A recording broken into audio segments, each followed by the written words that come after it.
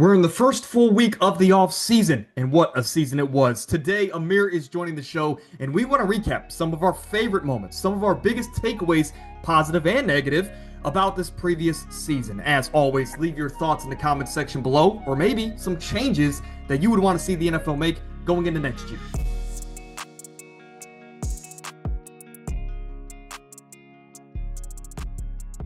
Amir, welcome to the show. First week of the off season, as we have a lot of fun stuff ahead of us, including next week where we rank all 32 quarterbacks in the NFL for next year. Stay tuned for that. But Amir, how you doing? I'm doing good, man. I'm excited for this show. Just to reflect on the season, reflect on our favorite moments. We both got some, funny and interesting moments in here, so I can't wait to talk about it. Let's not waste any time. I'll kick off. We both have three favorites, three takeaways. We'll start with the positives. And if I am not lazy, and remember, I will put the timestamps in the comments section below. But if not, just skip around to whether the takeaways or the favorite moments.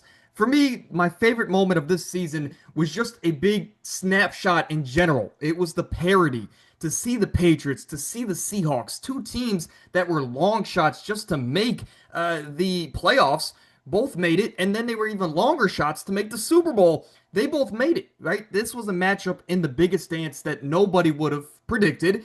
And sure, it wasn't pretty, but hey, it was something fun to watch, and it was different nonetheless.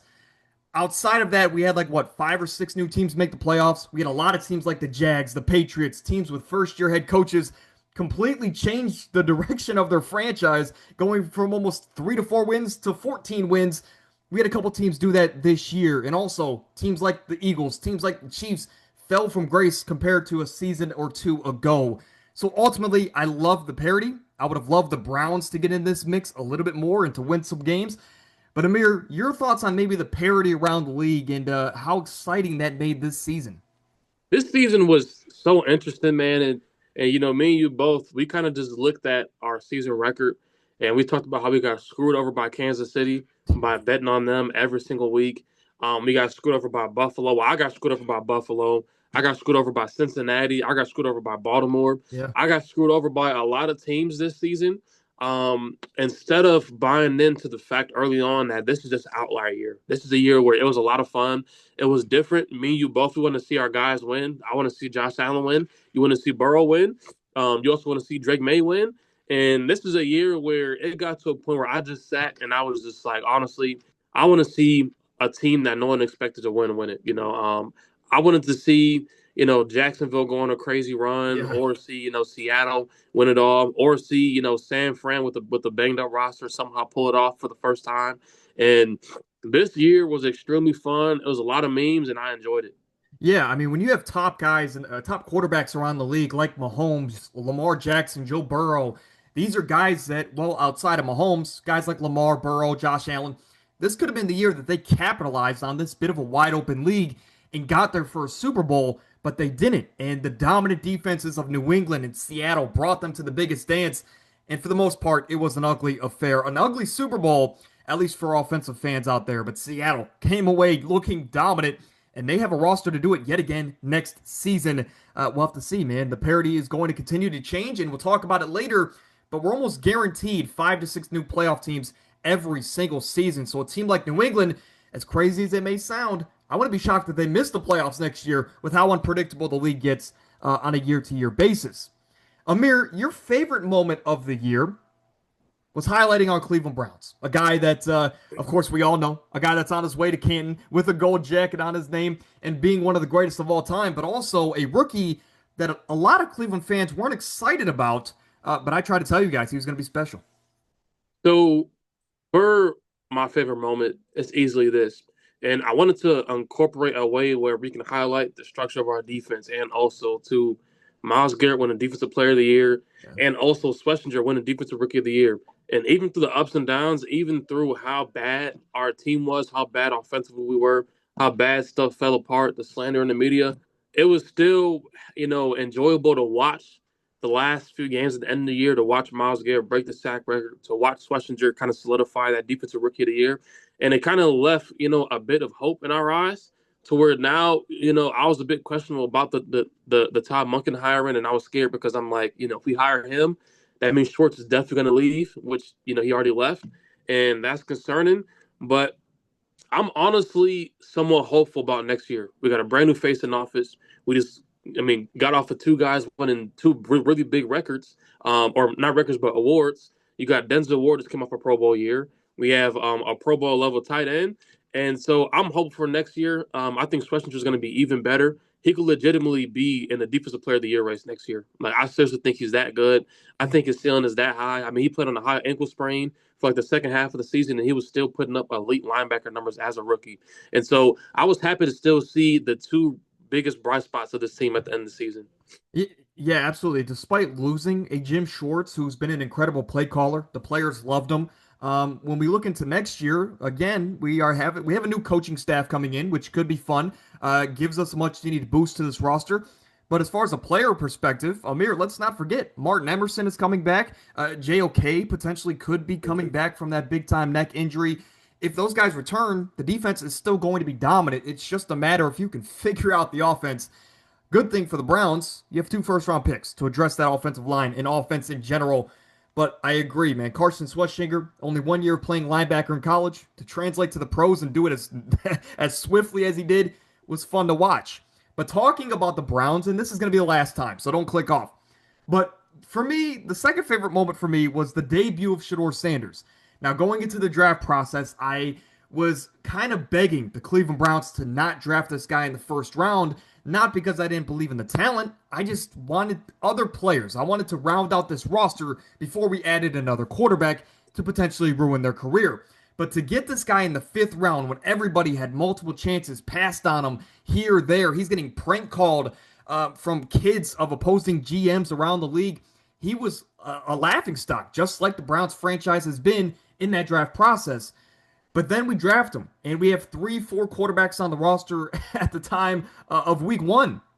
And then for the anticipation to build up, with Dylan Gabriel playing as bad as he did, with us trading Joe Flacco, and then week 13 comes around, and Shedeur finally steps in on an offense that looked depleted, and he threw for 300 yards. He gave us life. He had a lot of splash plays, and all of a sudden, as delusional Cleveland Browns fans, Amir, we thought we had a chance to get a guy that's a top 10 quarterback in the league and potentially could lead us down the line for many, many years. Amir, what were your thoughts on the Shedeur debut? I know we had a big time show that week in anticipation for the big game. It was great, man. And it's like, Shadeur's one of those players where I advocate for him a lot. There's some things he does that I don't really agree with, and I'm not going to be completely biased and say he's like this, all pro ceiling level quarterback. But I love seeing him against the Raiders on the road. His first road game played really, really well. I thought he played amazing. For his debut game, with how struggling our offense has been all season, I thought even against San Fran, I thought he played really, really well. He made some big time plays. And against the Titans also, I went to that game. Exactly. And I was just so happy to watch this dude just ball out. He had our best quarterback performance we've seen in the past. Since 23, probably Flacco in 23 against the Jets, I think. And it's it was great to just see him be the lone bright spot of our offense. Our receivers haven't been good all season. Junkins was good, but he ended up getting hurt. And so with him out the lineup, our running backs didn't look that good. The O-line hit a major decline. And Shedeur stepped in as a rookie, even through Stefanski starting Dylan Gabriel over him. Him basically putting him as a 4th-string quarterback, even though we all know he is not a 4th-string quarterback or a 5th-round quarterback. And he came into a dumpster fire of an offense and put us in position to win games. And so I was super happy to see him come out and dominate in his first debut.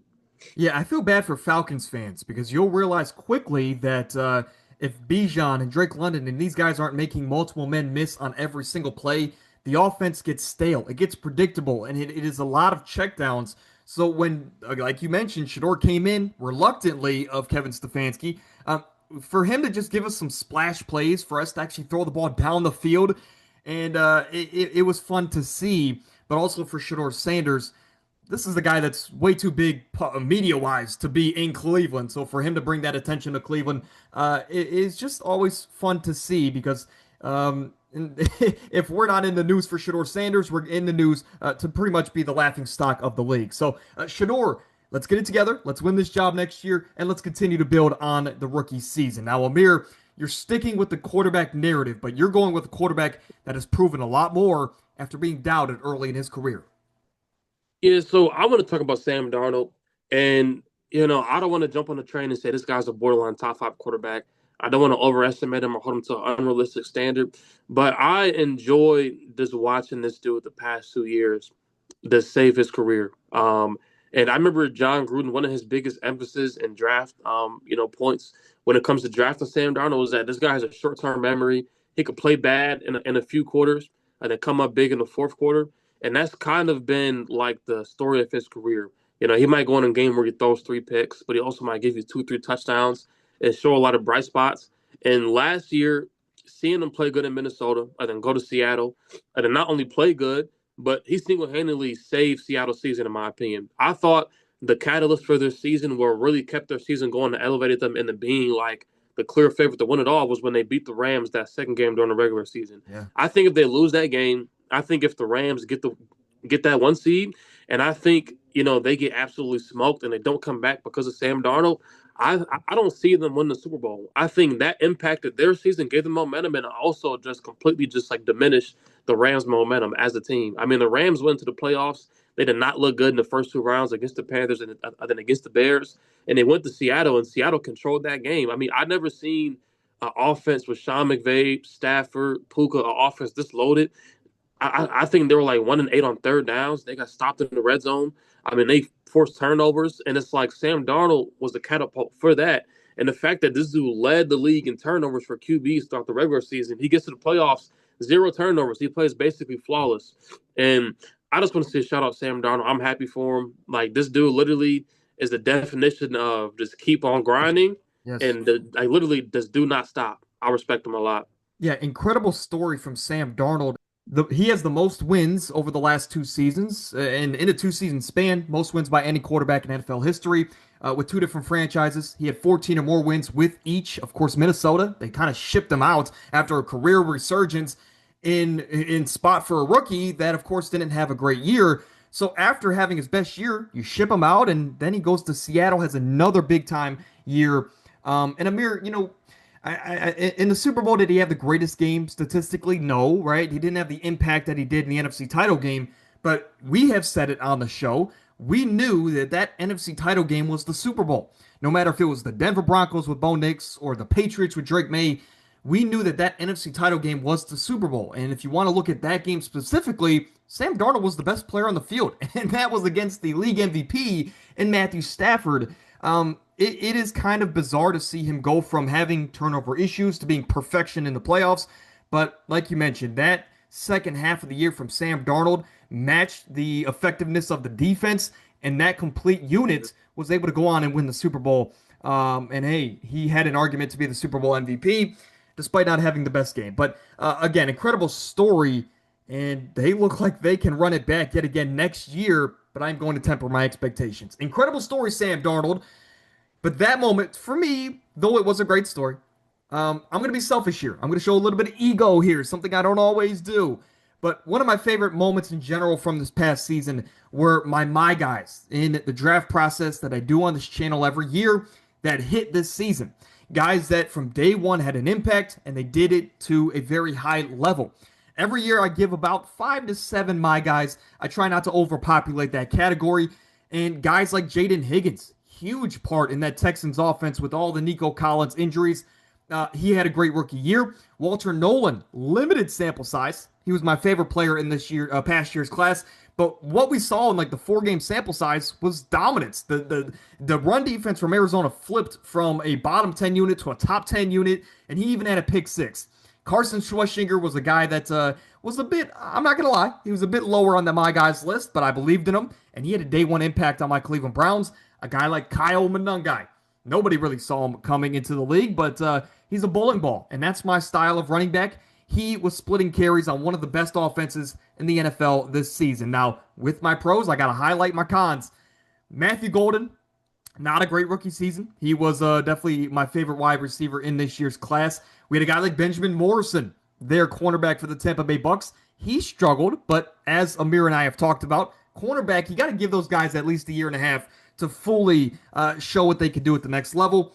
I can go on. But regardless, with four of these guys that I was super excited about in the draft process last year producing at the NFL level, it was exciting for me to see. Amir, any thoughts about any of these players? Of course, we already talked about Carson Schwarzenegger. Shout out Kyle guy. That dude was fun to watch all season. I think out of all the guys you talked a lot about in the offseason, he was probably my favorite guy to watch. And also Yes. Schlesinger. We were also very skeptical about drafting Schlesinger. At first, I was a bit questionable because we had a lot of flaws on offense that we really needed to, take care of. But, after the draft, I was kind of just like positive about it. I was like, I think it's a safe pick. I think he'll be at worst a serviceable linebacker, and he exceeded everyone's expectations. I mean, I know you called him good, but there's no way you expected him to be this good. I think No, he has like, I don't think he would win Defensive Rookie of the Year. yeah, I mean seriously, like I think he has legit all pro linebacker like ceiling. I think he's a legit guy, and I loved watching him this year as well. Yeah, my guys were always fun to hit. And hey, by the way, this is a good segue point. I will link the draft channel in the comment section below. We have grown that channel from basically nothing to almost like 60 subscribers in the past week and a half. Amir and I are over there. We've done pretty much all the positions outside of the offensive line. So if you like the NFL draft content, go over there and check it out. Amir, your last favorite moment of this season takes us all the way back to the beginning. Run us through this. So this week one, this was one of my most entertaining week ones. It might be my favorite I've ever seen. And like I should have just saw this week one, and I should have just expected this was going to be the most craziest season that we've ever seen, because this week one literally set the foundation for craziness. And it kind of lists off these games. I'm going to unlock some memories we The completely Raiders. forgot so quick. Seriously, I mean, like literally week, like the first game of the season. I mean, that crazy Cowboys and Eagles game. You had Jalen Carter spitting on Dak, getting ejected. You had Dak absolutely balling, putting them in position to win. You had that Brazil game where the Chiefs, they got beat by the Chargers, they got upset. You had the Colts game where Steichen and Daniel Jones just torched the Dolphins by like 30, Yes. and that set the foundation for them to be one of the most dominant offenses in the league early on. And then that Jets and Steelers game, the Jalen Ramsey big hit to put the game away, where they score like almost 70 I combined forgot about points. that. I mean, that was insane. Justin Fields had like the best game of his career. That was nuts. And then you also had that Green Bay and Detroit game. That Green Bay and Detroit game, Detroit, they were favorites going into that game. Green Bay, that kind of put them in that elite talks. And I think they were like first in the power rankings for the next like 4 weeks after that. It was nuts. And then the best game, arguably of the year, was that Bills and Ravens game. That game was Wow. Yeah, insane. I forgot about that. Yeah, week I one. mean that's right after the matchup between Lamar and Josh Allen in the playoffs. Me and you both, we had Baltimore winning that game. I think my best bet was like Josh Allen 2+ touchdowns, and then it was like Derrick Henry anytime touchdown. That cashed. I think we both took the over that cashed. But the Ravens, they ended up being up by like 3 scores. I don't know how the Bills won that game. And then you go ahead on a Monday night, and the Bears are up by 3 possessions against JJ McCarthy, and they come back. And I was watching that game, and I'm like, dude, this is a crazy week one to start the season off. I absolutely enjoyed it. You know my favorite moment from week one outside of that Ravens game was the fact that the Raiders went into New England and got a big time win against Drake Yeah. May and company. I was a big fan of all of the offseason moves that the Raiders made in the draft Mhm. as far as getting Pete Carroll. Geno Smith was getting a fresh start there in Vegas, and I believe that he could do enough to protect the football. But after that week one win, which I was hyping them up all off season, they just went downhill and in maybe historic pace because after that week one game, they looked terrible the rest of the season. Now let's get into some takeaways. These, whether positive or negative, these are things that we want to highlight and talk about as these are things that could be recurring themes that we've seen year after year. And this is a prime example of that. Amir, what is your first takeaway from the 2025 season? So my first takeaway, and this has been a common theme, right? The Bengals, Ravens, and Bills, their franchises are failing their quarterbacks. I think in order to where it will go, in my opinion, I think it will go easily the Bengals number one. I think it will go Buffalo two or Baltimore three. You can switch those like that, two or three. I think all three, they've struggled to surround around serviceable talent. I think as far as the Bengals, I mean Joe Burrow has been getting absolutely screwed. I mean, he's been getting screwed, and it's like if you look at him from like the physical aspect, he's already not the biggest guy or most just like strongest guy physically, and so it's like when you go in the seasons not addressing offensive line concerns, you're putting them at risk every single year. For Buffalo, they've had some loaded offenses, but I mean the common theme, not from this previous year, but prior years before this year, they were averaging 35 points per game, giving up on road playoff games and getting absolutely dominated on the road because defensively they always have no depth. They can never stop the run, and it's been a consistent problem. And then these past 2 years, you're overpaying guys. I mean, I think they're overpaying like Josh Palmer. They're paying him like 20, 30 million. I mean, he's getting overpaid. Curtis Samuel overpaid, and it's like they now have no weapons. And the Ravens, they've had no true number one, no true all pro or pro bowler receiver every year. They had Zay Flowers, but it's like you need legit guys every single year. And it's like they're all failing their guys. And that's why you've been able to see, guys like Jalen Hurts get a ring before them. Guys like Sam Darnold get a ring before them. That's why you've been able to see Drake May in year two, him having a competent roster and coach, then be able to go to the Super Bowl in year two and have a chance at winning it. Yeah, I mean, whether if it's health concerns with two of these guys or the roster construction, the management of these teams has been terrible. And when you look, we talked about it earlier, when you look at an AFC that didn't have a good Chiefs team this year, a team that has been handling the AFC for many years, and then Mahomes goes down. The Chiefs aren't winning a lot of close games, and they are seemingly out of the playoff picture. And for these three quarterbacks, none of them to win the Super Bowl or at least get to the biggest dance is jarring. And I think it should set off a huge red alarm in these front offices because, again, the Bengals have the worst front office in the league. The Ravens decide that, hey, we're just going to keep running the football. We're not going to get any receivers. Even though the defense is getting older, we're not going to replace anybody.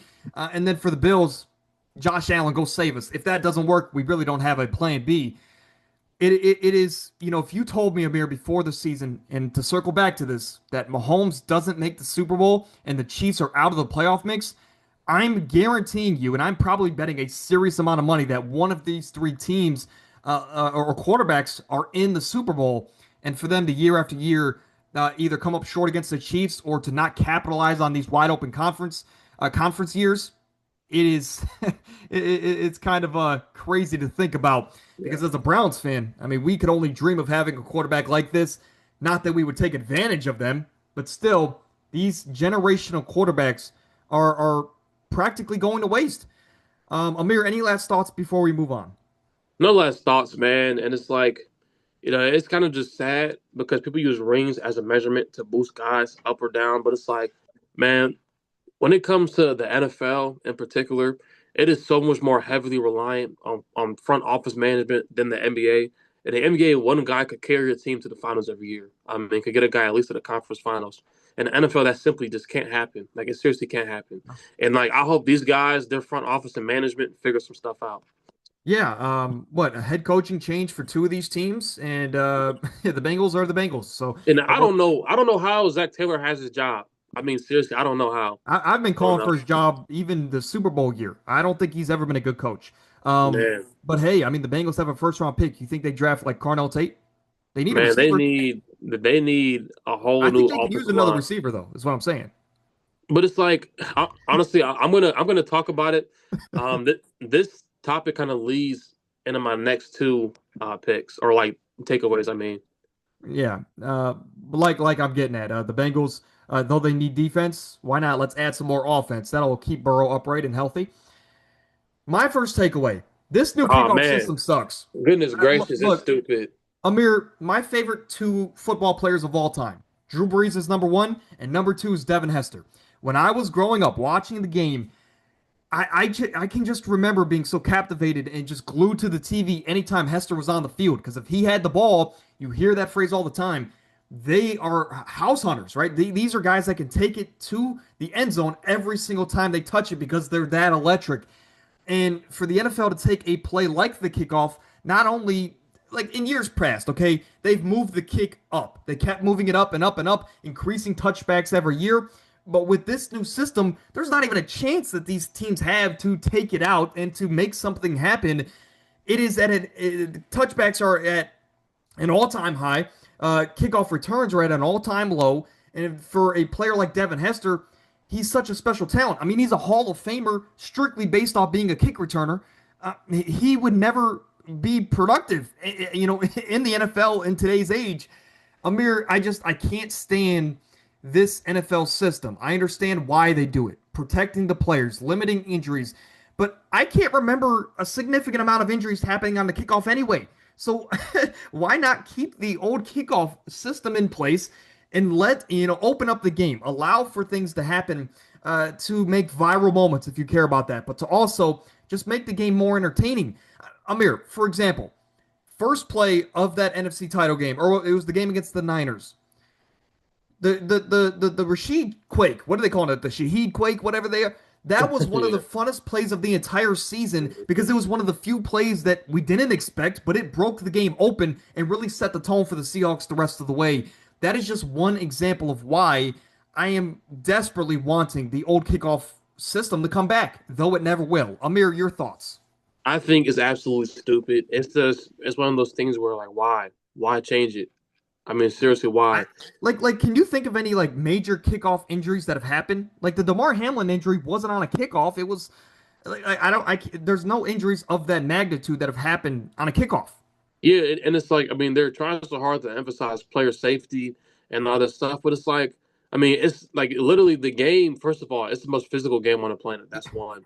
Two, it's like when it comes to like kickoff and kickoff returns, that's literally been a part of the game since the beginning of time. Why change it? I mean, like that's just dumb, and it's no reason to change it. And we already have had issues with them moving the yard line. They kick the ball off, and so you saw guys like Josh Cribbs and Devin Hester their careers literally went downhill a lot faster because it's a million touchbacks and you can't really watch returns. Like I want to watch guys like Cordell Patterson, Devin Hester, Josh Cribbs. I want to watch more guys like that in the league where they're actual threats to take kicks back for touchdowns. A part of the game and a part of winning is special teams. And I Yes. remember I forgot which year it was specifically, but the Chargers, right? They had the number one rated offense, number one rated defense. And they didn't make the They're playoffs. exactly. I mean, their special teams was dead last, historically one of the worst ST units we've seen in league history, and they missed the playoffs. That's how much magnitude special teams should have on the game. It's important. It's literally an important aspect of the game, and it's the reason why even me in college football, we spend hours every week going over special teams game plans. And it's like this new hybrid system. It's like it's not even giving return teams chances to even take the ball and put points on the board. I hate it. No, I mean, and if these teams are just going to do touchbacks every year, I mean, with this new system, Amir, I think we're just eventually going to get to the point where they just give the team the ball at the 25-yard line and say, hey, just start your drive here and let's get rid of the kickoff rule entirely. But I mean, like when you think about some of the funnest moments that we've been alive for, the Deshaun Jackson, right? Yeah. The drop fumble, he picks it up, he finds a gap, and then he goes and runs it in for the game-winning touchdown. I understand that was a punt return, but that is still, to your point, how special and how important special teams can be. I mean, guys like Travis Benjamin stayed in the league strictly for being a good returner, even though he was not a great receiver at all. But guys like that can like elongate their careers and stay with a contract because they are so electric with the ball in their hands. I don't know. Devin Hester is my second favorite player of all time, and for a player like that to not be relevant in today's age, that would have been heartbreaking to see. But let's move on. Amir, you want to highlight the young quarterback pandemic in the league today and how teams are handling them. Run us through this one. So the second biggest takeaway that I've learned from this season is that teams should focus more on roster development before they start trying to tank for a quarterback. And we just brought it up. The reason why I said my first point connected with this point is because the top four quarterbacks in the league are guaranteed. They're solidified. Mahomes, Josh Allen, Lamar, Burrow. Three, two through four, they all have failing franchises. And I think now we're in a league where the league is so talented to where you should emphasize building up rosters around teams. We just watched Jalen Hurts. He has been getting absolutely scrutinized and slandered for being a mediocre quarterback for the past 3 years, and he's still been to two Super Bowls and has still won one in dominant fashion. We just watched Sam Darnold lead the league in turnovers this past year. This is a dude who was bouncing from team to team. He goes ahead to Seattle. They have an amazing defensive unit, a good enough offense. He wins a ring, wins a Super Bowl. We just watched Drake May in year two with the offense that struggled, and Drake May. I think Drake May led the playoffs in turnovers. He had what 4 turnovers in the Super Bowl. He Don't played flat forget out about terrible. your guy Brock Purdy. I mean, seriously, and like they still made it to the Super Bowl. We watched Shanahan make 2 Super Bowls with Jimmy G and Brock Purdy, but they have a great competent roster around them. I think the league is so talented to where teams should focus more on building up the roster, being more patient, and not just panic and drafting quarterbacks too high. I think for a team like the Vikings, I thought they panicked. I thought they felt the need to trade it for JJ McCarthy. I thought they kind of saw some bright spots in his combine, in his pro day, and they were like, we got to get this guy. He has a pretty solid ceiling, but it's like we knew from the beginning he should not have been drafted that high.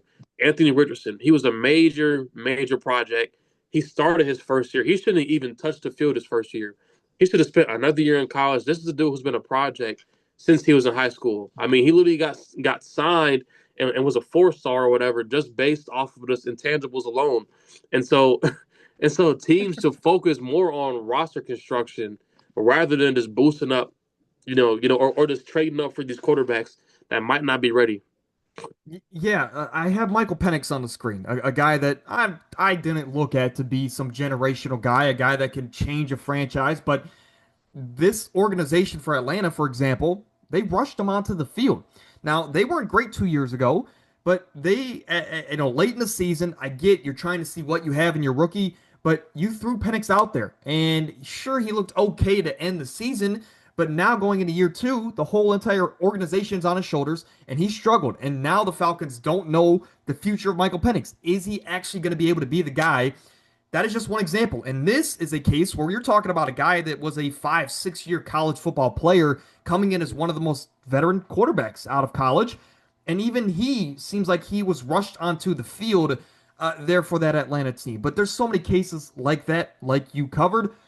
And I've been a big advocate for that. And that actually, Amir, plays into my third takeaway. And we'll talk about that in a moment. For number two, my biggest takeaway is that the trend continues, man. Every single year, we are guaranteed 5 to 6 new playoff teams. Coming into this past season, I had teams like the Raiders potentially in the playoff mix because of that fact alone. There are so many teams every year that we look at as guaranteed locks to make the playoffs, like the Kansas City Chiefs, right? Like the Detroit Lions this past year. I know we looked at the Lions and said, yeah, they lost 2 coordinators, but they were a 13, 14 win team 2 years in a row. We looked at them to, okay, they'll take a step back, but they'll still make the playoffs. They missed it, right? The Packers barely held on. They probably should have missed the playoffs. The Vikings won 14 games 2 years ago. This past year, they missed the playoffs. There's so many teams that every single year we look at again to be guaranteed locks and they miss it.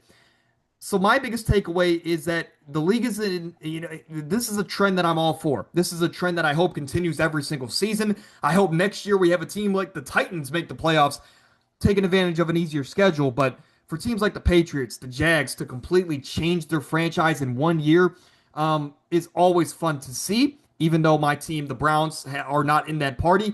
I love the parity. I love the guaranteed playoff changes, especially when all these teams come out with very good rosters, very good records, and they're in a great spot to go and make a big run at the Lombardi. Amir, your thoughts on this trend that's been going on for, I don't know, 25 years where we're guaranteed 5 to 6 new playoff teams every year?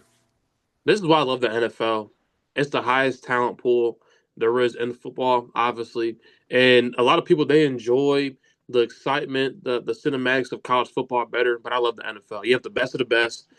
Any given Sunday, a team can lose. Any given Sunday, a team could be decimated by injuries.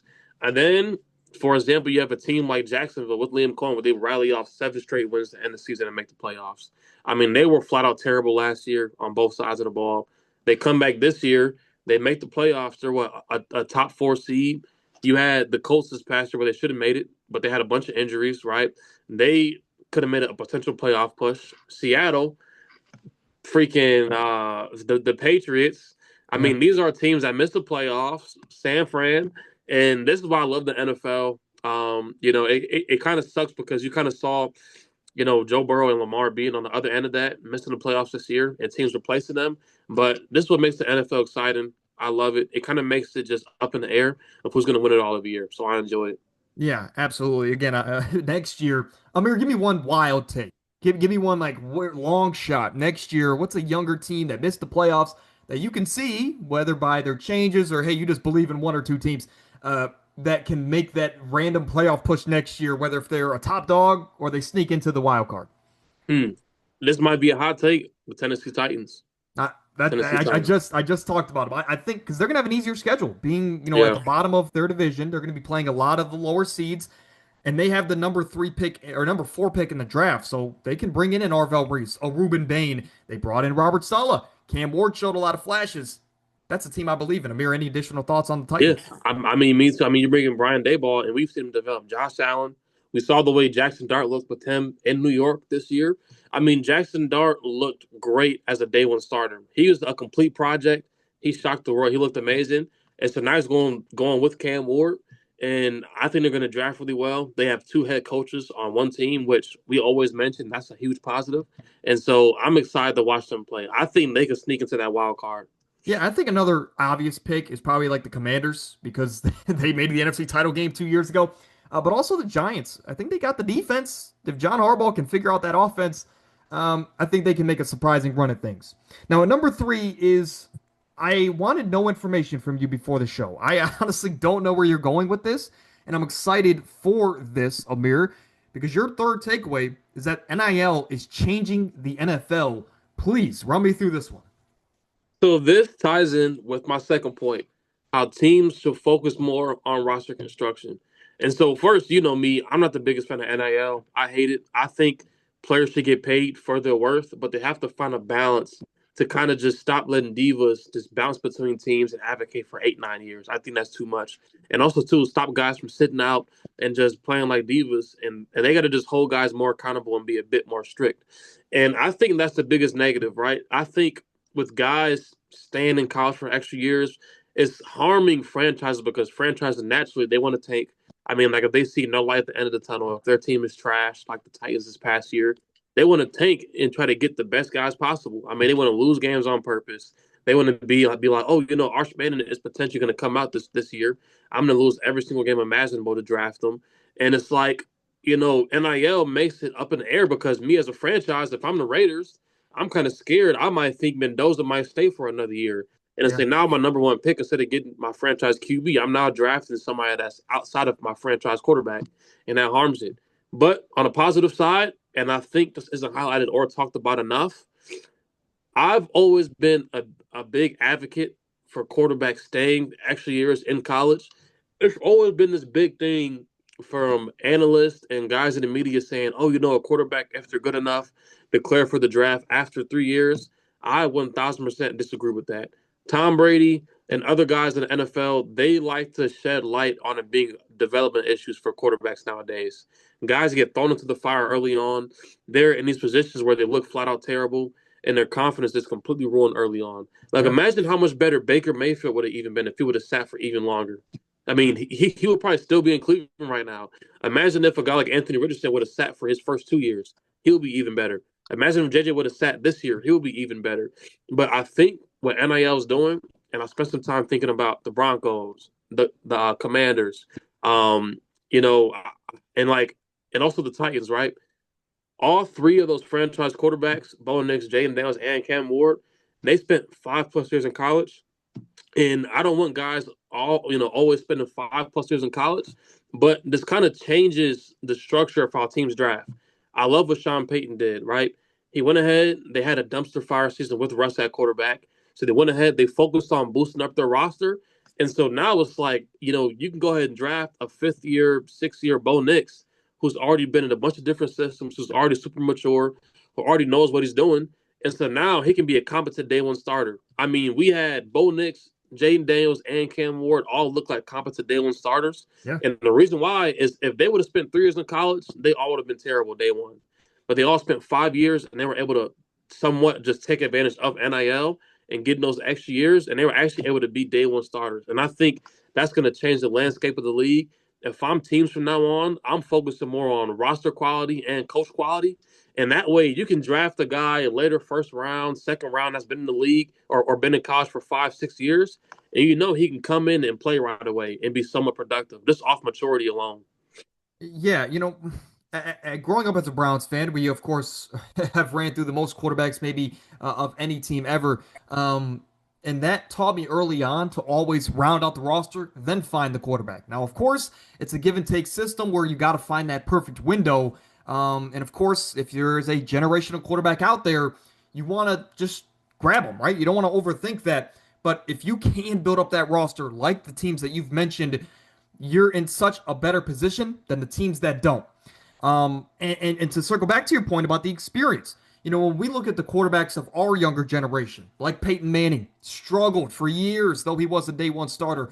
It took really to the end of his rookie contract to find his rhythm. You had Brady, who sat for some time. Drew Brees was not great for the first like 8 years of his career. Then, boom, he goes to New Orleans and he's a Hall of Fame guy. Philip Rivers, a guy that just made a comeback. He sat behind Brees for I think 2 or 3 years. Then he got his chance. You have to let these quarterbacks sit to learn the game, and then when they finally get out there, that's when they can be at their best, right? They can be instant impact starters rather than just throwing them out there from day one and say, "Hey, go, go survive, go swim." Because that more times than not, especially now with defenses evolving, getting smarter with how they decide to hide coverages, rather you want to let these quarterbacks sit and grow and then be just as ready as possible to get out there and be ready. Another thing I want to talk about when you're talking about these college quarterbacks, think of a guy like Dante Moore, right? If you're the I was Arizona just going to bring that Cardinals, up. if you're the Arizona Cardinals, you have a terrible season. You're obviously going to move on from Kyler Murray, and you have a top three pick. And the season ends, and hey, your draft process has already started. You are now probably thinking Mendoza's going one. We're not going to get Mendoza, but Dante Moore can be the next great quarterback that can change the direction of this franchise. And then all of a sudden, there's a big bag thrown at him, and he's going back to college. And now we're going to have to suck yet again for another season to go get Dante Moore if we are even in a position to do so. Um, so I Yeah. think that definitely hurts some teams in their scouting processes. But overall, like you said, it's definitely good for the player to get as much experience and money as possible. But it's bad for the NFL in the sake of they really never know what's going to be Yeah. available for them and what's not going to be out there for them until the last minute. Amir, any final thoughts on how NIL is changing the NFL? I really like this one from you. Yeah, man. And it's like, I mean, what Sean Payton did, that's what stood out the most. Yeah. He went ahead. They had Russell Wilson. And so he was like, you know what? I kind of like Bo Nix. He's an older guy. I can get him in and play him day one. I don't have to sit him on the bench or nothing. He's been in college for 5, 6 years. And so, I mean, you might even see guys like next year. I mean, Dante Moore, Arch Manning, Brendan Sorsby. You might see guys that's been in college for a long time be able to come in and play day one. And so teams should focus more on building up that defense, building up the offensive line, getting some talent at receiver. And so that way you can get an older guy and just throw him in and play him right away. Yeah, If, right. Yeah, I was just gonna say to circle back to Arizona, this could be that year for them. So just use all their draft picks, build up an offensive line. Maybe add to that defense, and then hey, maybe Dante Moore does eventually fall in your lap next season. All in all, the last thought I have here is Amir, look at this graphic. Number four getting that much money is absolutely insane. I don't know why we paid Lagway that much. He fell off a cliff this past year. The Gators are terrible. All right. To circle back to everything we've kind of talked about here in today's video about these young rosters, about these quarterbacks, franchises that want to put their teams in the right direction and the best possible situation for years to come. This is an agenda I've subscribed to for many years. Again, I'm a Browns fan, right? This is something I've learned for many years, and that's why in the draft off seasons I really hype up the trench play so much.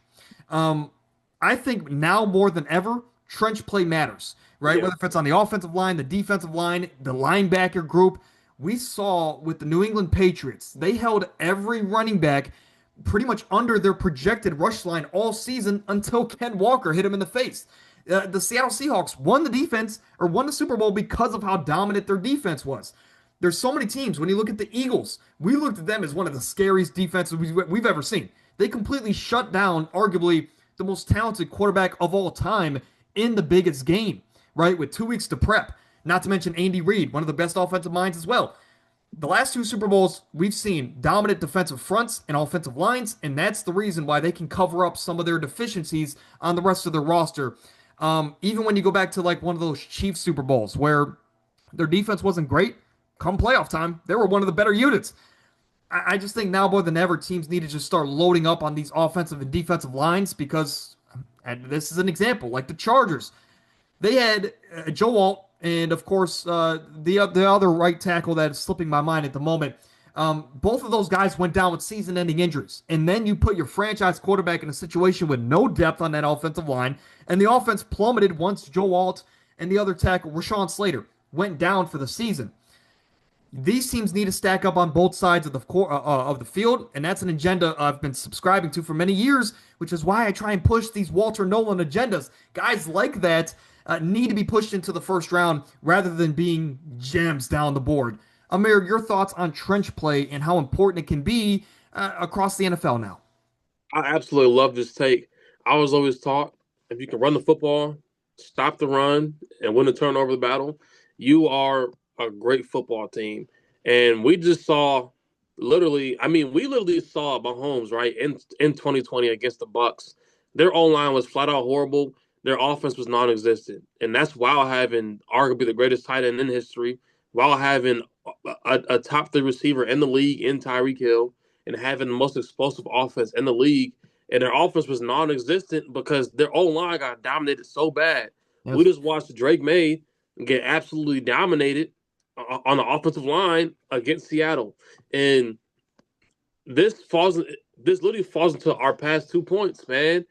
You load up the D line, load up the offensive line, you make this roster construction ready for a quarterback to get thrown in there and be able to just to do the bare minimum. I Yeah. mean, Sam Darnold didn't statistically have a great game last game in the Super Bowl, but it's like Kenneth Walker and the offensive line, they absolutely dominated New England up front. Me Yes. and you both, we literally thought that, Kenneth Walker was going to get shut down. They were both going to have to throw the football, pretty well. And it's like Kenneth Walker single handedly just went behind the offensive line that first half. They had like 90 rushing yards in the first half.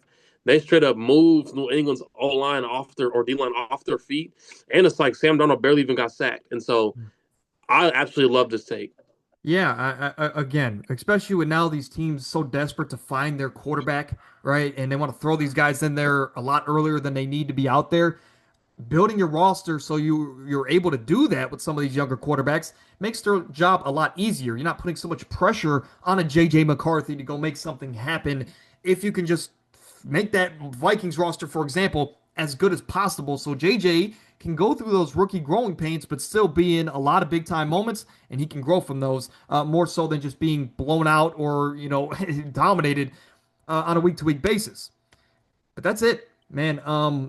Three takeaways, three favorite moments from each of us. Next week, I do want to highlight this. I have my first mock draft of the season coming up, which that will be on the draft channel in the comment section below. But also next Wednesday or Thursday, be on the lookout. Amir and I ranking the top 32 quarterbacks in the NFL going in to next season. Amir, any last thoughts before we get out of here? 2026 was one heck of a year. No last thoughts, but that episode next week, man, I got to spend the whole entire weekend and week thinking about these rankings. Anything after like 8 for me gets tough. It's tough. I mean, I got Kyler in my top 10. You don't got Kyler in your top 10? I got Brock Purdy in my top 5 though. Right. Hey, I will say this. If you guys are still listening, comment which quarterback you're going to be a lot higher on going into next year than most. But guys like Sam Darnold coming off a Super Bowl run, he could be jolted up. You have guys like Caleb Williams, who's coming off of the best year of his career by a wide margin.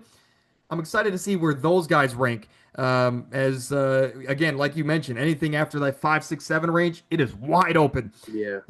But that's it. We'll see you guys next week, and